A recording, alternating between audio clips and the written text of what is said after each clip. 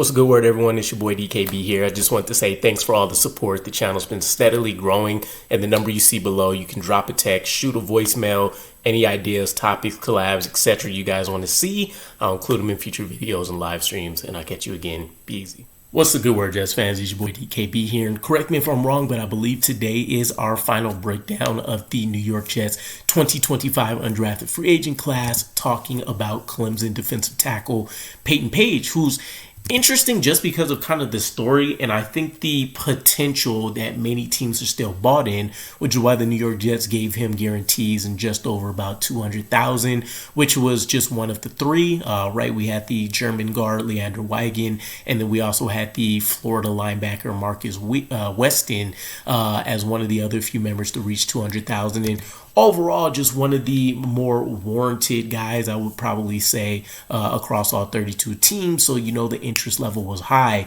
And he's intriguing to me just because of the story. And I guess how many teams are still bought into the potential of someone like Payton Page, who coming into the college ranks was a highly touted player, right? Former four-star recruit, national top 40 player.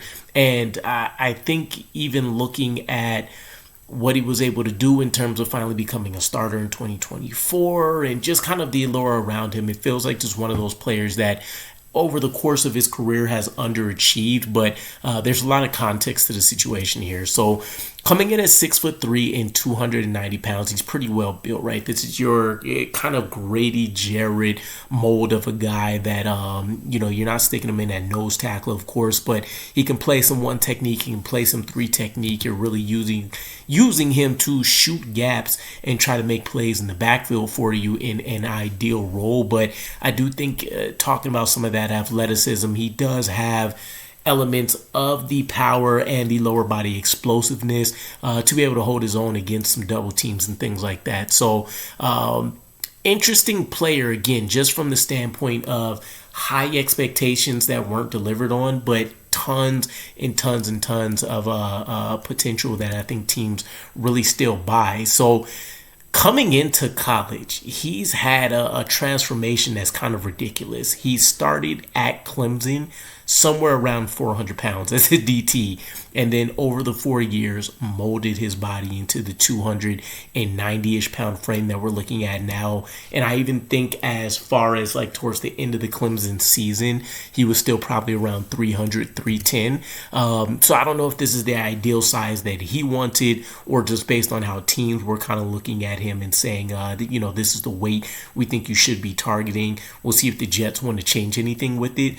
But coming in as 2024, where he finally got into a starting role, played 14 games, made the team captain as a senior, still is fairly young, 23 years old. And as mentioned, he has that former four-star background. I think he was the top three, the third ranked defensive tackle overall for that recruiting class. Now, we'll see what happens. I think his best use is probably going to come as a three tech. Again, have him shoot some, you know, B gaps, potentially some A gaps, and see if he can live up to just being able to beat these guys, these guards, these centers with athleticism.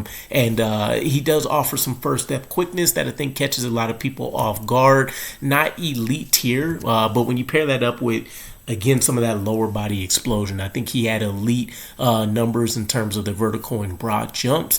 Everything else is pretty status quo, right? I think from a measurable standpoint, shorter arms, hand length is pretty average. The size, the weight stuff doesn't look good when you stack it up against historical data, but there's a use and a role for him. And this is one of those guys where he hasn't been able to break out as a starter for quality reason, right? There's been a great amount of, or I won't even say great, but the caliber of players coming out of Clemson for defensive tackle is nothing to rub your nose at.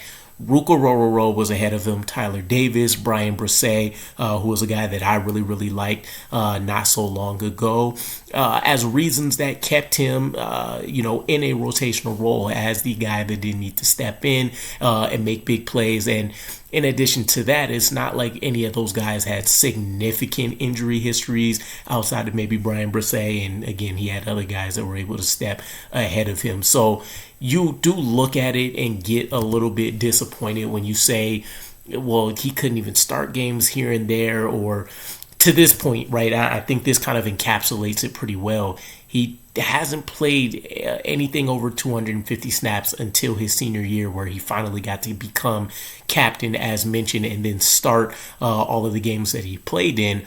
Prior to that, you're talking about him having, under about 125 snaps in the 3 years prior. So you can argue that maybe the staff didn't really trust him. Maybe it was the fact that he was still going through the body transformation process. And so even at the bigger size, he didn't have the skill set to play as a nose tackle, but also didn't have the athleticism that he still needed to gain from dropping the weight to play 3 technique purely. So I don't know, right? We'd have to hear from the coaching staff and see what some of the sentiments are, but there's at least some NFL analysts and sports writers out there that feel like there's immense upside with someone like Payton Page. And for the record, he also is a guy that had pretty consistent 6th to 7th round projections. So for those that feel like we didn't draft the DT, I know this wouldn't be the ideal guy, but you can say that we got a bit of a steal here. I think any undrafted free agent that has generally a round or two ahead of how am I trying to say this? Not above expectations, but basically you're getting them undrafted and they could have been essentially, a midday pick on day 3. I think that's pretty decent. Now, Pete Prisco, who's a CBS sports writer, had this to say about Payton Page. He flashed with his power and ability to push the pocket even if he didn't get the sack numbers. With a little seasoning, he can become a productive NFL rotational player for a 3rd-day pick. There is a lot to like. And I think that's kind of spot on, right? For anybody that will feel like I'm gushing over him or anything like that, which I think would be a bit of hyperbole, but for those that feel like it's a ton of compliments for somebody that obviously has some pretty major red flags, I would say that if you get him to become your Solomon Thomas, it's a win, right? At UDFA, you're getting him for cheap for 3 years. The extension's probably going to be relatively cheap, and it's going to be a guy that just is one of those players that gets groomed in the system for a long time and becomes kind of that when you want to induct guys into the scheme and get a feel for, how things are supposed to be played and ran and all that kind of stuff, a guy like Payton Page really ends up becoming your go-to guy here. So in 2024, when he finally did get a chance to start, he racked up 32 tackles, 2.5 tackles for loss, a half sack, a pass breakup, and to speak to some of his quickness and agility, he got an interception along with 2 pass deflections, but he got a pick 6 on his interception where he ran 57 yards back in order to score. So this is a guy that is, again, pretty impressive in spurts from an athleticism standpoint. That did help him get a 3rd-team All-ACC accolade. And when you look at him, right, all of the physical measurements and stuff aside, I think he's quick enough to shoot the gaps, which you just don't see show up often enough. But this is one of those guys where you say, I at least see that it's occurred a decent amount that I'm comfortable with. We'll work on trying to make that a down in, down out type skill set. I think he's done a relatively good job of, when he is getting double teamed, he's able to kind of attack the center and force open additional gaps and force those guards that, that guard center, guard tackle combination, just depending on how he's aligned, to really kind of collapse and condense in on him. Otherwise, he's shooting the gap that really shouldn't exist there between the double teams. And then I think he does offer a solid bull rush. And while I think he's pretty strong, definitely above average, I don't think it's anything to get overly excited about, but with that lower body explosion, the ability to pull off a little bit of short burst torque and things like that, I think it's something that you can work around. Really, a lot of his deficiencies come from the measurables themselves. I think when you look at some of the opportunities for growth, the short arms, he's more built to he's kind of more, it's weird to say this, right? He's kind of more built to hold the point of attack than penetrate, just because he doesn't always do a great job of positioning his body correctly and then being able to pull off the athleticism and use that first step quickness all the time in order to do that. And I would say that he's more comfortable holding the point of attack just because, again, he can rely on those legs. He can kind of sit and squat on the guy, and he does seem to be able to kind of build that power up from his legs up into the torso and force a guy to kind of stall out.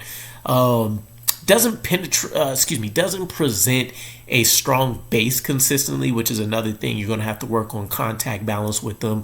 Far too often you see him kind of rolling around on the floor, and it's not just because he's getting tossed aside because the guy's just physically out muscling him. It's more so he's being caught in a bad spot, and the hand usage isn't there, the contact balance isn't there, the center of gravity isn't there in order to be able to try to course correct and find an alternative way to win.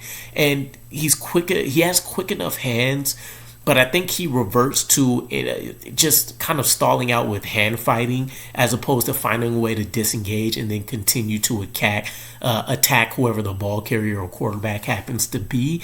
So I think some of these things are relatively quicker fixes that raises his floor relatively high, again, for a guy that's probably going to be your long-term, third string DT if things work out. But I haven't seen a ton of comps. Drew Wiley was one of the few that were thrown out there, kind of similar build, similar skill set type situation. So we'll have to see what happens with them. But between him and Fatorma Morba, right, I would say that Fatorma Morba fits the credo and kind of the motto that Aaron Glenn has put out there, whereas Payton Page is a guy that probably has a more realistic chance of sticking and also still kind of fits to a lesser degree the mold, right? There's the resilience with him sticking with Clemson, even though there wasn't a ton of playing time.